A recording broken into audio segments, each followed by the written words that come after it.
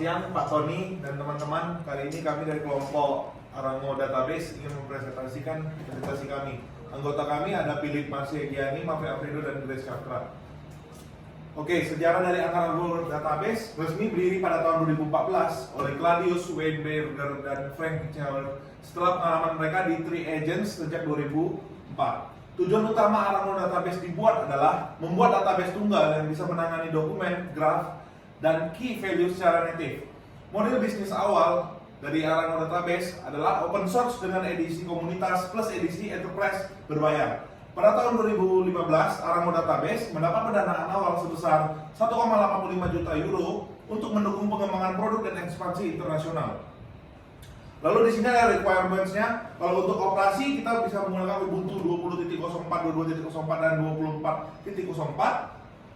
Lalu biasanya dijalankan di bare metal, kemudian FM misalnya VirtualBox atau Docker. Lalu hardware-nya minimal ada CPU yang minimal 2 core tapi lebih bagus 4 core ke atas.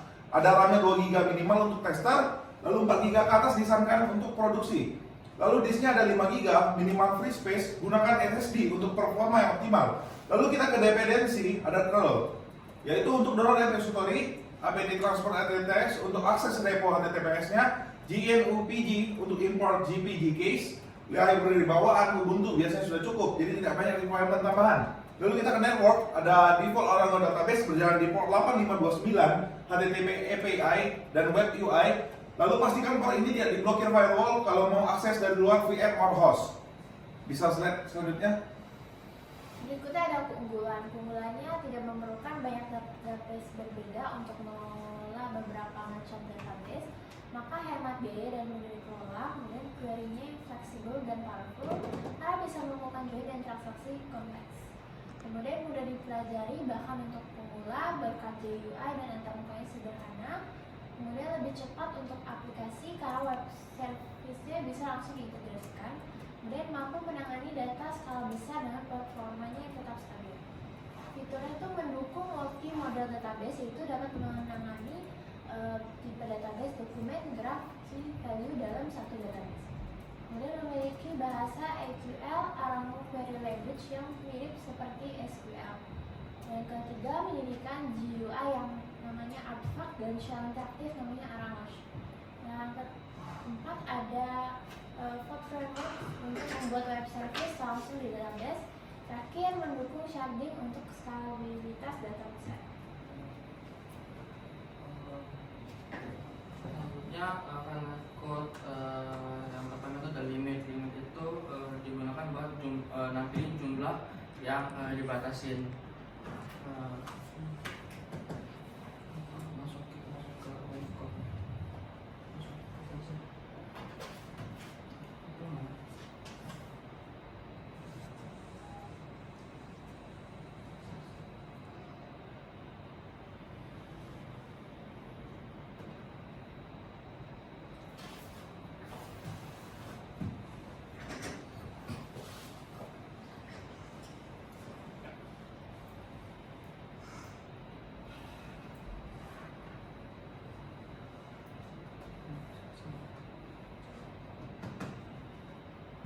Ini punya sini Pak.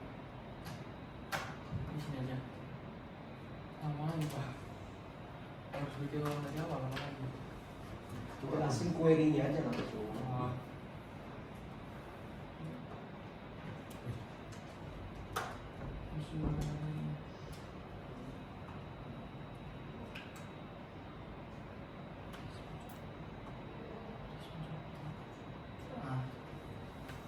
Kita masuk ke query-nya.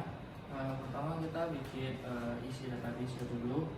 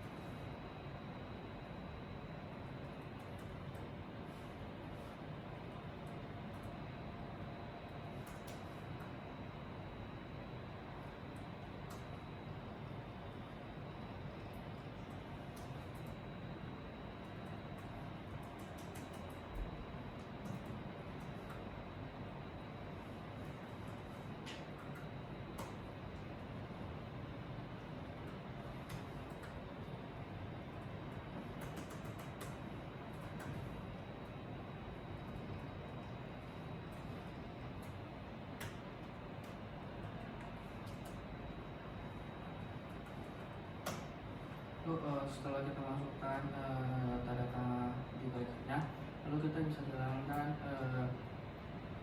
yang pertama itu ada limit. Limit itu digunakan untuk menampilkan beberapa data yang di mana aja. Di ini kita DP query, karena kita harus pakai SQL itu harus pakai query. Lalu kita perlu tanda petik, kita masukkan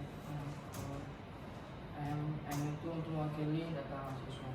Jadi mahasiswa, lalu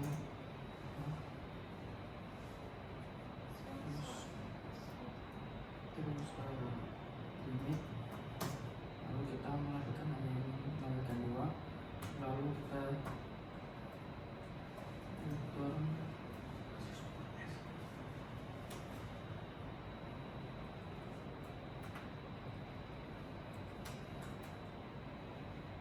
lalu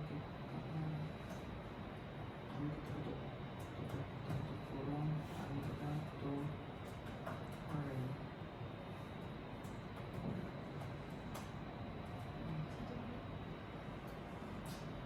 Closing aja udah. Lanjut di video lain.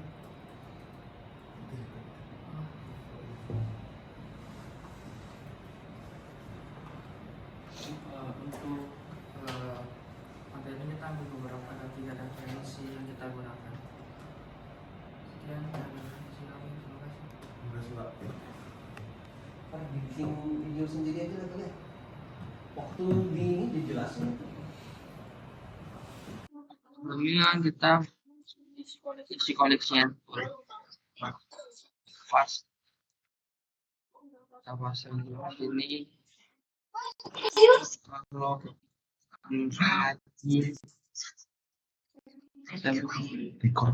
kita bikin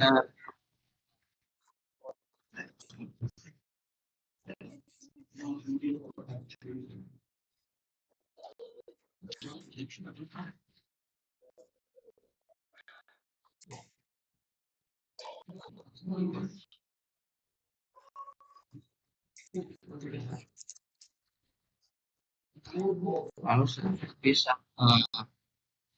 lihat datanya dengan siswa seperti